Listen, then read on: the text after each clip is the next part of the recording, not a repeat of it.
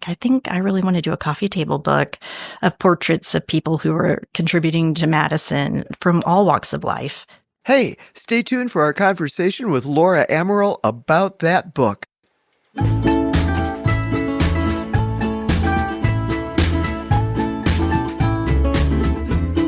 Hi, this is Kelli. And this is Sue. Welcome to Front Porch AF. We're friends and neighbors. Gather to have a drink and laugh and figure out how to solve all the problems of the world. Okay. Hey, Sue. I don't know why we even bother because there are no problems in this world. We are problem-free. I believe we are. Oh, here, have another drink. I think there was an executive order that says something like that. They got signed this week. Cheers. What are you drinking today? I am drinking vodka. Surprise. Big surprise. But as everybody knows, I'm trying to cut down on my drinking. So I added tonic water. Mm-hmm. Is it helping? Not yet. You just have more tonic water than you've had before. I've never had this. I didn't even know. I don't even know what tonic water is. So I bought the sugar-free. I don't know what it is either. It has tonic in it. I don't know is that something for your hair? Tone. It comes from the root T-O-N, which is, I'm sure, Latin musical. or Greek. It does. Anyway, is it like bubbly? No. It is a little bubbly. It's kind of like, well, listen, nobody cares. Nobody cares. Nobody gives a really rat's gives ass. a rat's ass No, about any of that. That's right. By the way, Anyway. you know how we're letting you know right at the top. Wait a Well, this minute. would have been right at the top. It wouldn't have been right at the top. Do you want to do that first? Yeah, sure. Today's pod mission. Our hood has a coffee table book. So stay tuned for a talk with our neighbor, Laura Amaral, who, along with photographer Stacie Huckeba, is the author of Madison, Portraits of Our Neighbors. That's going to be so cool. It is. I'm excited. But what else? See, we talked about drinks. What are you drinking and what is your koozie? Well, I mean, I'm having a beer. It's It is fucking hot, right? Jeez. We broke some record. I heard we were breaking a record today that this is the hottest it's ever been on this day ever. And anyway, I unloaded 120 bales of hay in the last 24 hours. So I'm drinking beer. That goes along with unloading hay. Yes. But the cool thing, of course, it's Miller Lite, but I have a Savannah Bananas huggy today. That's right, because Piper, our official videographer, went to the Bananas game. She did last Friday. She did. It was very exciting. Yes. I wasn't there. Were you there? I wasn't there either. But Well, she was there, and it was great. All right, for everybody else out there, if you weren't there, it was great. It was awesome. Oh, okay. The most exciting thing that happened is, and she can tell the story for us one day because there's a story there. Mm-hmm. She went in an Uber on the way home from back to the hotel off the app. Yeah. She went off the app. Off the app, yeah. Man. So we have a new family rule. Off the app? No, never ride off the app ever again. It's danger, Will Robinson. Guess what I've got today? I've got a koozie from Captain D's. Oh, that's so cool. That's right. A good friend. Did you have to buy a bunch of Captain D's combos? No. Captain D's is our favorite fast food fish restaurant. And it just happens that one of the contributors to Snack Friday works at Captain D's and brought me a Captain D's koozie. Oh, that's so cool. But he also brought some potatoes from his garden. Uh-huh. And did you know the Captain D's koozie fits around a Captain D's potato pretty darn good? There will be pictures. Oh my gosh, that's hilarious. So you don't have anything in it but a potato? I don't have anything in it. But before we get, I just have to ask one question. Sure. Is there any other fast food restaurant that serves fish besides Captain D's? Have you heard of Long John Silver's? Arthur Treacher? Not the other one, but popcorn. Long John Silver's, are they still around? Yeah. Okay. You don't get out much, do you? I don't do much fast food. That's okay. Let's see. Our drink specials, neighborhood notes. Oh, my gosh. Okay, I have the best neighborhood note. Okay, go ahead. Okay, then we could argue about that, but you go ahead. I went to wrestling, as is my want. As you do. As is my want. And one of my favorite wrestlers in the world was there. The Problem. He is this big dude, and his theme song is that rap tune, "If you want a problem, I can be your problem. If you want a problem." So he comes in and he circles And yes, there and is he a makes video. a beeline, doesn't he? He makes a beeline right for me, who is calling him over with, "If you want a problem, I can be your problem." Oh, and yes, there is a video of this. I can't wait. And we will put it on the web. Wrestling, really, who knows? You know what? I really don't want to hear any more about wrestling until I see you in the ring, because I know that's what's coming up next. You and your canes beating the shit out of some wrestler. You know, there is a career, there's a whole career leap there that I have not yet made. I think you're close. I think you're on the edge. Okay. You just need to jump. And one more. Guess what I put together today? Furniture for, yes, we got decorations. We have a backdrop. We have chairs. We have tables. We're going to spruce up the studio. We're going to be videotaping, and we're creating a studio that has an actual backdrop. It's really classy. Am I going to have to start dressing differently? No, dear God, no. Here, well, considering I bought everything online, and I bought it really cheap, and the furniture is really cheap, and it will probably collapse underneath you, but it looks good. I'm Looks excited. good. That's going to be really cool. I can't wait to set that up, like as a video thing. All right. What about your neighborhood notes? Well, I got a couple of things. So, of course, I went to Strasser's to get my hay, who swears he's coming on the podcast. I just need to email him. He's been telling us that since February. I know. He's like, just email me again. I was like, okay, Bob. I'm going to implode your inbox. But no, a couple of things going on in the community. So Peace, Love, and Paws, who is the doggy daycare that's right over. It's kind of right off. It's hard to explain where it is. Brick Church Pike, kind of between Trinity and. All right, for Dickerson. anybody who doesn't live right within a mile from where we're recording, this means nothing to you. It's a little off the interstate. It's a little okay, on right? the north side so it of doesn't town. really matter. I don't have to describe where it is, but. For anybody who is in the region or coming to visit Nashville, they've opened a food truck park over there. That's right. And they're doing it Thursday, Fridays, Saturday, Sunday right now. They're just opened and they're trying to get a feel for what their date's going to be. Right now they're open all those days, and they have lunch and dinner, and they've got amazing food trucks. I've been over there 2 weekends and had a delicious po' boy one day, and today I had something from the walk, and it was awesome. It was an OG whatever they cook, and it was amazing. And there will be a link and pictures. Yeah, with the link on the and website. pictures. And so if you're around the area, check it out, because they've got some really cool stuff over there. Anything else? Well, other than just so hot, I can't even think about anything else other than it's so hot. I lost my knife. I lost my favorite knife in the whole wide world today. And that's not the one you carry all the time that they don't even take off of you when you go through security. That's the one. That's the one. Oh, no. I think it's under the hay. I think it was in my pocket, and I was like, I had to put the hay bales like up high. And I think as I pulled the hay out. We need a metal detector. Anybody got a metal detector? Anybody want to come do some super sleuthing over here? You know who does have it? Oh, Whit. my gosh, Whit. All right. Whit, if you're listening, okay, we need you. We'll go 911. Yep. She goes under Dirt Girl.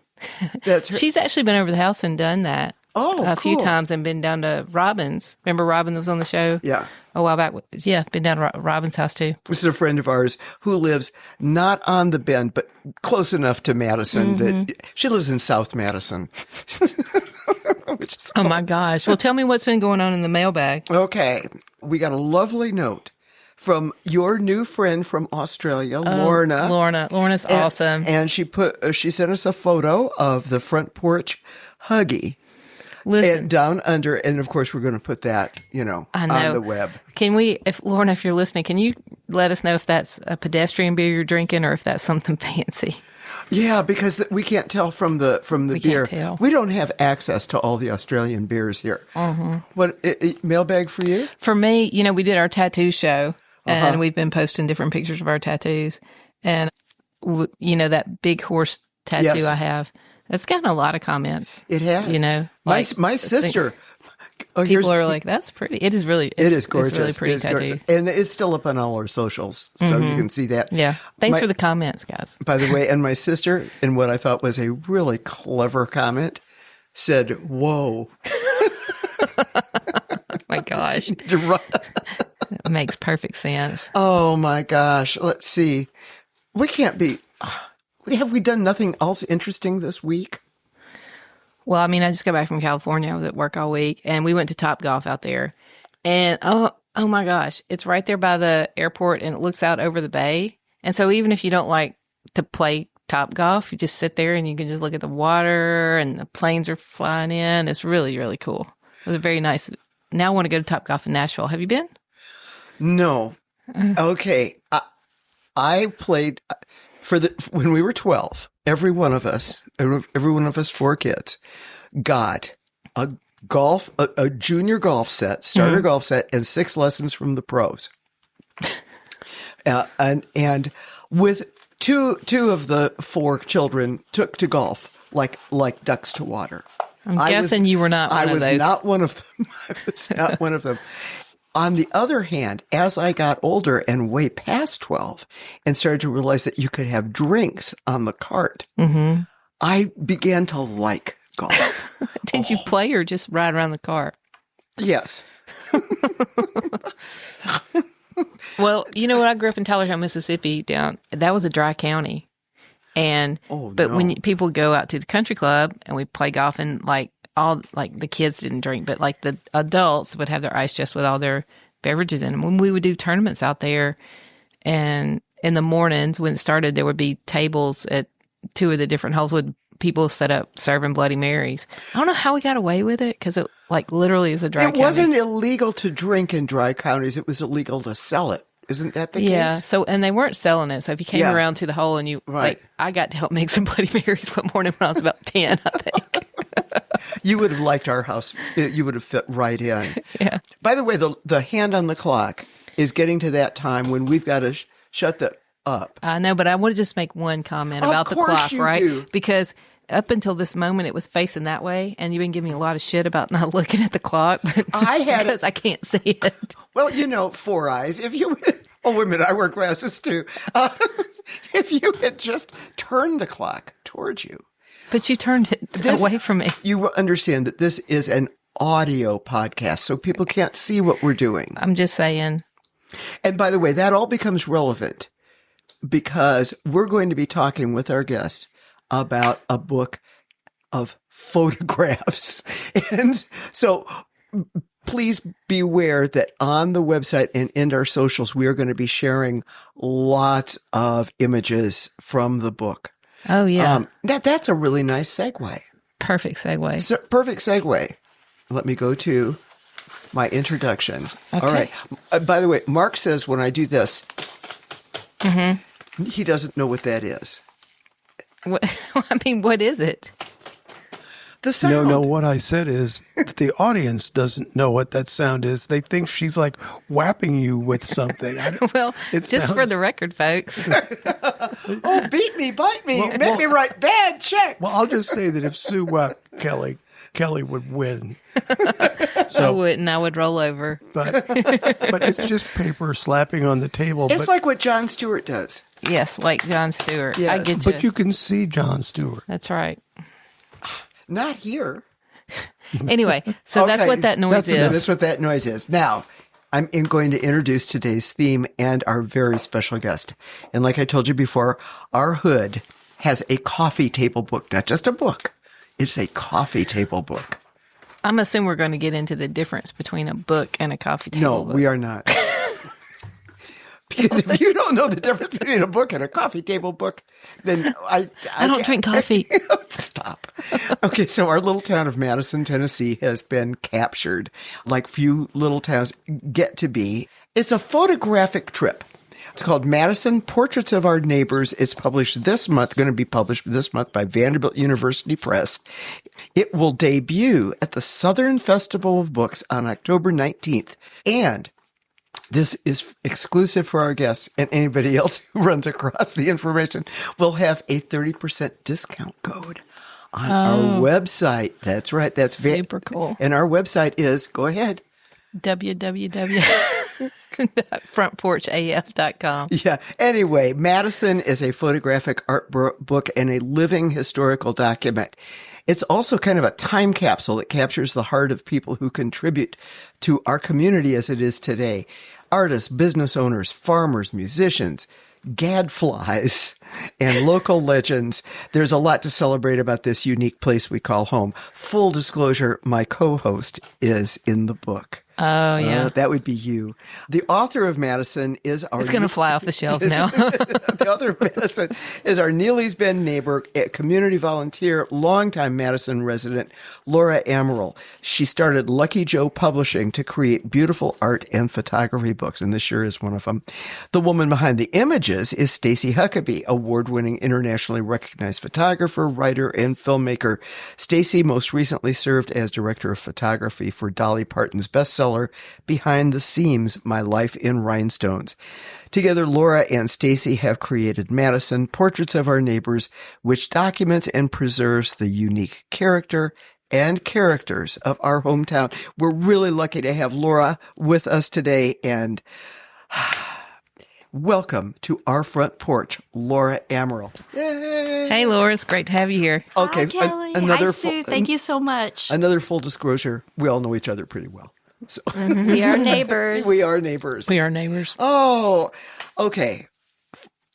This book is, I want to describe it. There are one or two photographs per page with captions illustrating the person or business or scene that is in the photograph. But there's a lovely introduction written by, let me guess, Laura Amaral. Yes. That's right. And Stacie had a voice in that too. So we both had a hand in that introduction as co-authors. And then the foreword by Carlene Carter, which is even more Oh, that's exciting. cool. One of my questions later on, but let's just Yeah. start out with it. Yeah. How did you get Carlene Carter? I know. That's Who amazing, is a Madison right? resident? She really is. Yeah. Well, I mean, she was such a natural fit. She was top of mind when we were thinking who would embody the spirit of this book and really understand what we were attempting to do. And for anyone who doesn't know, I mean, she's obviously a singer-songwriter from a really famous country family heritage. June That would Carter be- Cash is her mother. Johnny Cash would have been her stepfather. And then Maybelle Carter, her grandmother. Grandmother, Her grandmother. And Maybelle had a home for many, many years right here in Madison. So just really deep roots. Amqui Station That's right. was brought to Madison by Johnny Cash. That's right. Yeah. It was a train station. I don't know. Well, I all mean, the- it was removed from, it was saved from Madison by Johnny Yeah. Cash, and then we brought it back to its home station when he died That's in right. 2003. And it bounced around and it landed here, which is like a perfect place for it, right? Yeah. And now that space provides like a space for all kinds of community events in our farmers market. So it's put to good use. Pardon me. As I say, there's, excuse me, one or two portraits That's on right. each page. How did you get in touch with these, like 100 people? How many people in scenes? That's right. It was just fewer than 100, almost 100. It was a lot of just like pounding the pavement, really. It happened very organically and very homespun project. I had the idea, and then it really just took a lot of calling and messaging and reaching out to friends and using our own connections to make new connections. And Give us an example of a couple of the folks who stand out that you want to make sure people see their portrait. yeah, sure. All of the portraits are incredible, right? Stacie is a brilliant photographer, so the portraits just absolutely like jump off the page. I want to just also start by saying that we were very intentional about being a diverse mix of folks from all walks of life, ethnicities, just artists, musicians, creatives, and then small business owners. So it really ran the gamut, right? And so thinking of the people that I really connected with the most, I mean, gosh, there's so many, but really maybe Miss Juanita Howe, my literal neighbor. Like, she truly lives next door. I can see her house from out my window, but she is approaching 100 years old. She's a matriarch of a family that has a rich heritage of cattle farming, and they have, I think they were invested in real estate as an auction. Her late husband was an auctioneer. So she's been in Madison like 60 plus years. So she was one of the first that I had asked, and we were really fortunate to be able to go into her home and sit with her. And we actually recorded her because she was just such a wealth of information and history and just a really unique person who had a lot to share. And I felt really grateful and honored to be part of that. You know what struck me? One of the portraits that I just loved. There is a chicken joint here in town called Kennedy Fried Yes. Chicken that has aped the logo of Kentucky Fried Chicken. People swear by their chicken, and it is quite good. It really is delicious. Anyway, you got with the Kennedys for this. And that's a perfect example of one that just kind of happened on a whim because I did not know him and I had not ever been in that restaurant at that time. And we had, I believe, going back in my memory, we had actually just come from Carlene Carter's shoot. And you'll see in the book that we took her photo at Madison Bowl in that parking lot. Oh, right? wow. And so we did a little bit of street walking that day and popped in there for lunch and we just asked him. So that was a unique shot because he didn't know we were coming and we didn't have much to offer other than, hey, we're doing this book and we have our camera, not my camera, Stacie's camera, but like, can we do this? And he was like, yeah, sure. One of the things that maybe people listening outside of the Madison area, which is pretty much everybody listening to this, who are not right here in Madison. Madison was a city. It was a suburb of Nashville. It had a thriving economic base. Yeah. And through the 1950s and 60s, and at one point it was the 6th largest regional shopping destination in Tennessee. And you would not know that. Now it's sad because after... Is that because of Rivergate? No, Rivergate didn't exist. Before Rivergate. That was Madison Square. Sears and Penny's. There was a Shoney's that was very popular. Maybe the first Shoney's. It was ever. it was and there was a lot of cruising going on. A lot of cruising, right? And they had hillbilly days here. No, I know about that. Yeah, Madison. But unfortunately, when Unigov happened, and they lost the city government, and they also lost the high school to consolidation. Yeah. Once the high school closed, the town. I have talked to many people. The town lost its unifying the glue that held it together, and yet there is still this spirit about Madison that it's a small town that has. It is most unusual. We say that all the time. It is a most unusual small town. But it's Nashville. It also was the home of many, many Opry stars. That's right. Yeah, that's right.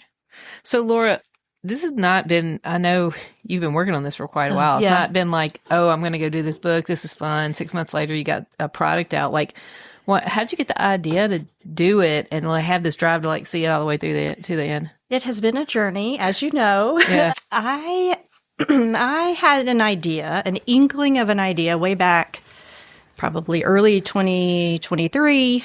I was looking for a personal project. I spend a lot of time in my car driving my kids around on Gallatin Road and lots of time to think. And this idea of documenting Madison in some way was always something I wanted to pursue. And it just kind of started to take shape slowly. And then there was a moment, I guess a sign that I was looking for.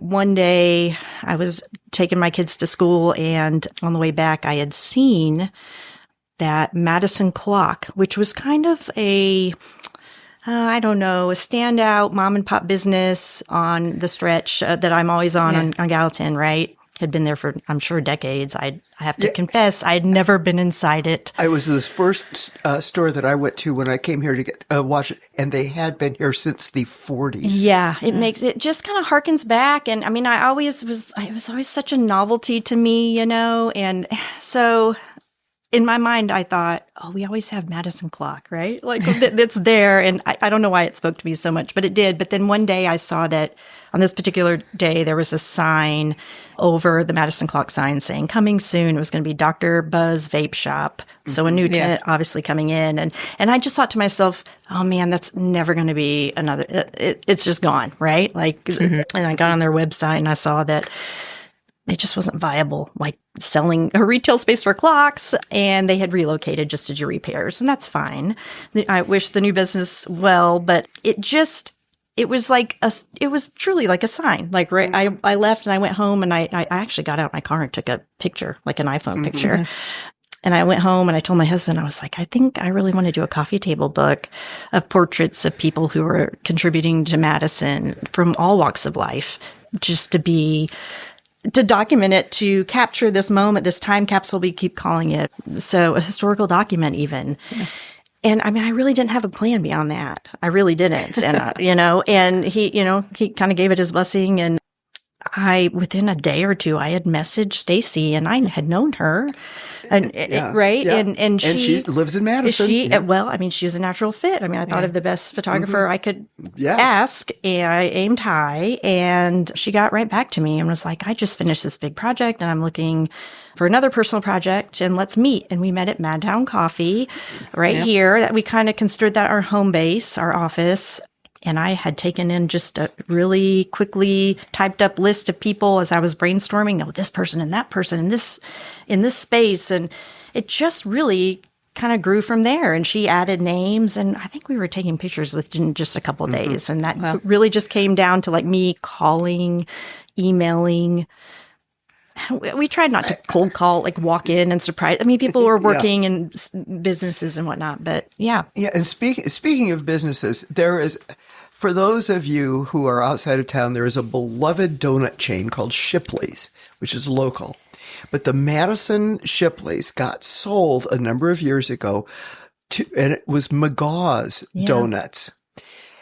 So imagine my surprise when I opened the PDF, low-res PDF that the reviewers get, and I saw that the McGaw's Donuts are owned by the Vans. Isn't that their last name? The Lynn's. I'm so sorry. Mob, if I'm saying that correctly, Mob and Sitha Lynn. Now, I believe that they perhaps purchased it from the McGaw's, so maybe it made a couple of transactions, but you're absolutely right. Yeah. I was surprised as well. And that is a unique one because I had called, and they're there very early. I mean, their day starts at like 2 a.m. or something insane. And so they were a little bit harder to get because I'm doing this between like school pickups, and Stacie's super busy. And so that was a big part of it. Like she held the day of her week. And anyway, but I went through the drive-through and I asked, and I mean, he speaks lovely English, but there is a little bit of a barrier. And I think he thought I was selling him a business directory. There was a lot of like skepticism, right, or suspicion from some people. And I tried to explain, or I would carry around a book to like explain it was a photo book, and I was not buying it or selling anything. Here, send us $50 and you can be the who's who of Madison businesses. More often than not. All right. And there will be a story on the web about how I was approached once to be who's who in Black America. Oh, Jesus. Missed opportunities. Well, yes. And there is a reason, has to do with University Press publishing and publishing in African American studies. And my name was all over all this press releases and stuff, for about African American studies at Indiana University Press. So they nominated me for who's who. It was probably well deserved. Yeah, I'm sure. You should have done. Well, and I'm glad there was no photograph of me at that time to accompany it. So anyway, I do have how did the text that accompanies each photo happen? Right. I mean, I know that you wrote the overview and the introduction that leads in to these wonderful vignettes. The little. Thank you. Yeah, I say that I wanted an economy of words. I mean, I wanted everyone to have equal footing in the book. There are obviously people that have a lot of fame or success or more well known than others. And even thinking that one day Stacie did some like just street photography and even got photos of our homeless friends or people working at fast food restaurants. So that tying it back to the quotes in the captions, rather, we didn't want it to look unbalanced or feel that someone was getting more weight than the other. That was a really important part of the book, the spirit of the book. So I tried to do a lot with a little. And we obviously, because of the nature of walking in and capturing people with a quick photo, candidly, and not having equal time with everyone. I mean, sometimes we were going into someone, like, for instance, Derek Bailey at Bailey and Cato. He was, like, in the kitchen cooking that day, right? So you sense that I don't have a lot of time with this person. And I'll admit, I'm not a writer, and I did it anyway. I just kind of kept plugging through. So a lot of that, the way it ultimately ended is really just being kind of short and sweet, and having taken notes in a very quick interview and sharing what I felt like the people shared with me, what they were contributing to the book, and what they would want, how they would want to be remembered. Well, the photos are compelling and the text is revealing. Yeah, I love the cross-sectionality of it. I love that you just really went from every aspect of Madison. It's That's amazing. what makes it great, So, right? Okay, and let me close this interview portion by saying, if there will be a second edition, I would like to suggest porches in Madison. It's brilliant. Let's go. Let's do it. This isn't a selfless. This isn't a selfless plug. Well, one of us is in the book, and one of us isn't. I am just saying. Oh, but speaking of people in the book, do you know that I have identified so far at least 2 other folks in the book who have been on the pod? Reverend Really? Jay Voorhees and Robin.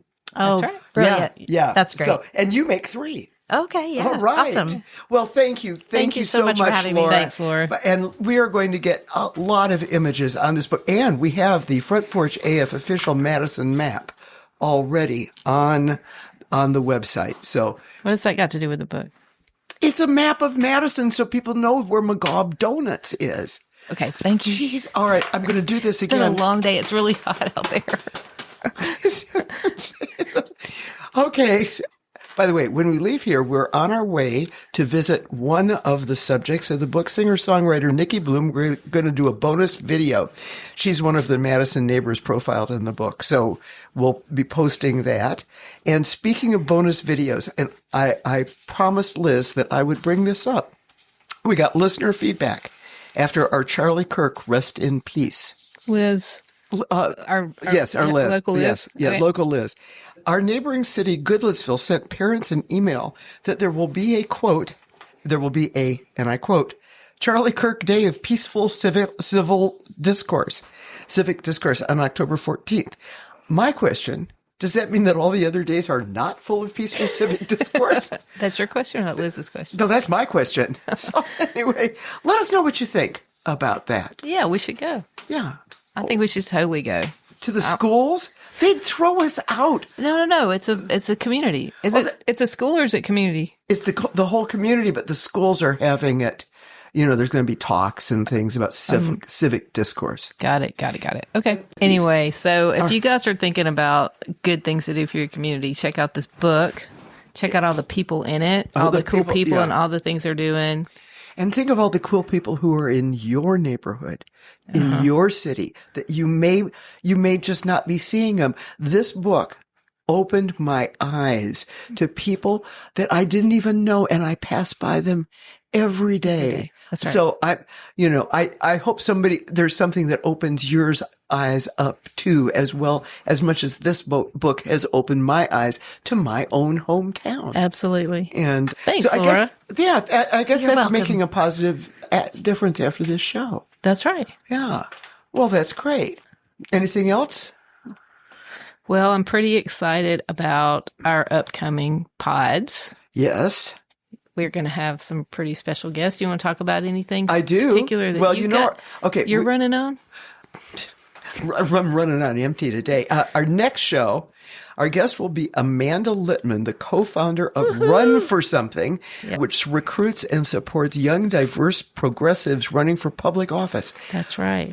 More than 200,000 people have signed up interested in running for office since 2017. That's pretty crazy. And- And we like to hear all sides of the argument on this pod, and we are open to having conversations, civic discourse. Civil, civic But we are discourse. progressive, and we're watching Tennessee District 7 really closely. That's right. And by the time, Primaries will be done. primaries will be done when we'll be when thinking the about show airs. That's right. But we can make a difference in our community by exercising our right to vote. That's right. And one thing I did in Seattle, I went and saw the first half of Suffs, the musical about the suffragettes, the suffrage movement, and it's coming to Nashville in March, and I will be going to I was so tired. We had been traveling all day. We made it to intermission and we were just like, this is amazing, but we were falling asleep in our chairs. So it's coming in March and we'll be going to see it. But anyway, so, What Goes Around Comes Around, our very first guest on this podcast, all of 8 months ago now. Steph Mahan. Yes, Steph Mahan. I sang a song about suffragettes. We talked about protest. That's right. And that's how that started. Anyway, just talking about our right to vote. So we're watching the elections closely, and I hope everybody's thinking about that and everybody's going out because people fought really, really hard for us to vote. No matter which way you vote, doesn't matter. Go do it. Go do it. That's right. Because you can't complain unless you vote. Well, you can complain either way. Well, I complain always. That's right. All right. Okay.